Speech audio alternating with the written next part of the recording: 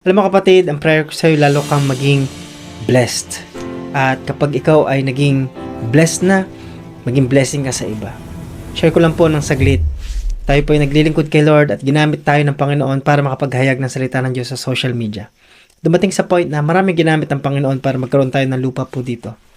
At makapagpatayo po tayo. Dito po umpisa, yan po, yan. Tinuturo ko. Ang end po, dito. Tapos dito po kukuha ng 200 square meters. Yan. Dito po tayo. Mamel daw. Hello po kayo. Hello. Hi.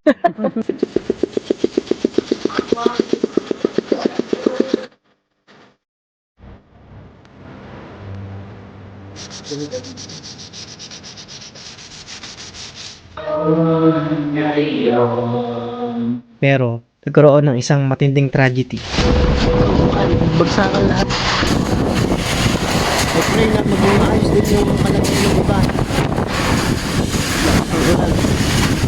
Ito yung itsura nung pastoral house po natin after po ng matinding bagyo po na tinamaan.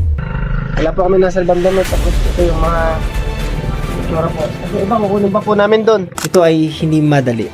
Pero nagpapasalamat ako sa Panginoon dahil napakaraming kaparaanan niya para tayo po ay kalingain at i-provide ang pangangailangan. Spiritually, ginamit ang aking mga pamilya, yung aking mother church, Door of Faith Church Balite at mga kamanggagawa, District 1. Yan. Financially, ganoon din po sa online. Ngayon po ako magpapasalamat sa inyo. Di man tayo nagkakakita-kita. I just want to thank the Lord for your life kung isa ka sa nakibahagi sa pagpaparebuild po ng ating building po dito. Kaya habang naghihintay tayo, magtiwala tayo kay Lord. Ginamit ng Panginoon hindi lang dito sa Pilipinas kundi sa mga kapatiran natin sa ibang bansa, sa California. Gusto ko pong shoutout po sila.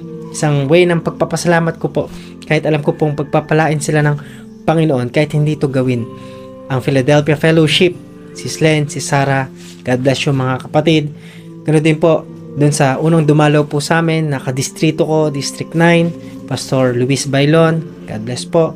At doon sa mga ibang pastor na tumulong po sa amin, hallelujah, Pastora Rosalia, buong team ng missionary team, God bless po.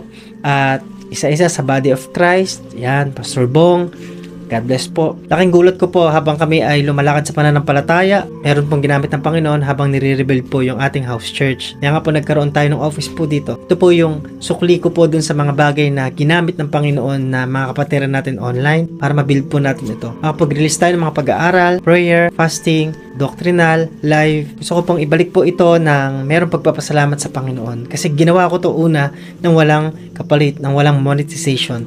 Kaya hayaan nyo po na suklian ko po yung mga bagay na binigay sa atin ng Panginoon, pinagkatiwala sa atin ng Panginoon ng merong kababaan at maitaas ang Panginoon sa ganitong kaparaanan. Ang nangyayari dito sa atin, announcement ko na rin po ay may ginamit ng Panginoon para sa mga materyales magkaroon po ng building na po. Itong ating office, kabila po nito ay house church. Ito yung nasira. Pero dahil nga dinedicate natin sa Panginoon instead na bahay, ito muna ay naging gawain ng Panginoon. Pero hindi po doon natapos ang kabutihan ng Diyos. May ginamit ng Panginoon na isang foundation para tayo po ay magkaroon po ng sariling simbahan. At ito po ay under construction. Napakarami rin pong ginamit ng Panginoon po dito. Pastora Rosalia Medina, Pastora Marilu, Pastor Michael, President Angiswat. Salamat sa Panginoon dahil nagkalakip-lakip ang mga bagay-bagay. Gusto ko pong i-dokumento at maging testimony po. Maging hamon sa bawat naglilingkod kay Lord na wala pa rin imposible sa Panginoon. Sa bawat po tumulong sa akin para magkaroon po ng maayos po na pagdadausan po dito, mga kabataan po ng Door of Faith Church San Juan La Union, mga kamanggagawa, mga kumukup po sa amin habang wala kaming tirahan that time. May God bless you all. Ganun din po kay Ma'am Lorna Ronquillo, di po kayo kinakalimutan ng lingkod. At lahat po ng ito ay para sa kaluwalhatian ng Panginoon. Yung ginagawa ng Panginoon po dito ay napakahiwaga. Dumating po kami at dumaan kami sa napakatinding pagsubok. Ang Pastor Risa, after po ng 7 years, siya po ay nabuntis. Yan. Galing na po si para 3 minutes. Dalawa, clear na clear. Ala, 2 lines na nga. Malinaw. Kailangan na magpa-check up ngayon? excited. Praise God. Ayaw magpakita. Pero siya po ay nakunan.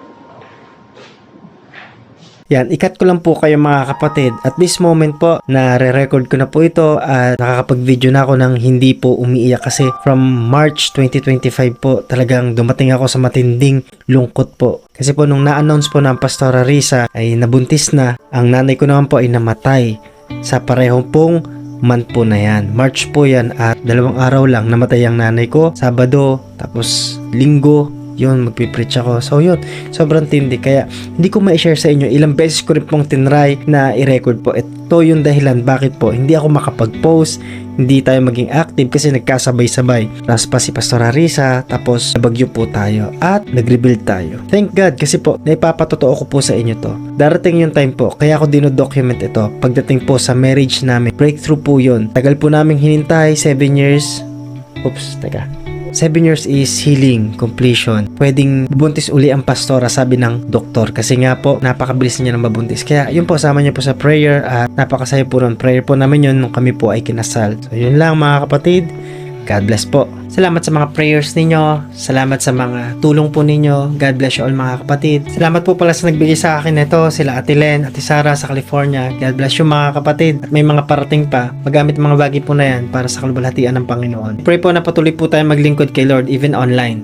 God bless po sa mga monthly subscriber, star senders, doon po sa mga share po natin at mga intercessor po natin. Alam ko may nananalangin po para sa ministeryong ito.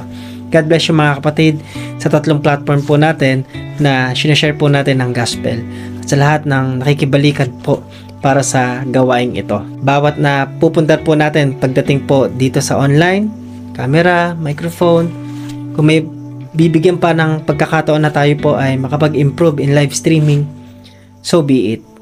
Kaya po tayo binibless ng Panginoon kasi magiging blessing tayo sa iba. Yan ang sabi ng Genesis, I will bless you so you will be a blessing to others.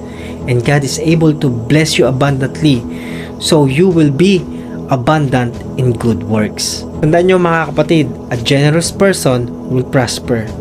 Sa YouTube po, kaya po hindi ako makapag-upload ng long form kasi nga po sobrang busy. Tayo po ay na-demonetize po dyan dahil sa mga issues, di ko po alam kung bakit, pero alam niyo naman po na kahit hindi tayo na-monetize dyan ay tuloy-tuloy pa rin ang pag-upload po natin. Sa April, mag-a-appeal tayo. So yun lang, sama po natin sa prayer. May the comment section kung kayo po ay natutulungan ng platform po na ito at patuloy po akong magiging humble pagdating po sa pangaral ng salita ng Diyos sapagkat ito ang nararapat. Ang Diyos ang maitaas, tayo ay maibaba. Yun lang mga kapatid. God bless you all. Hanggang sa susunod na mga pagkikita po natin. Ito po ang inyong lingkod, Pastor Gabueno. God bless po.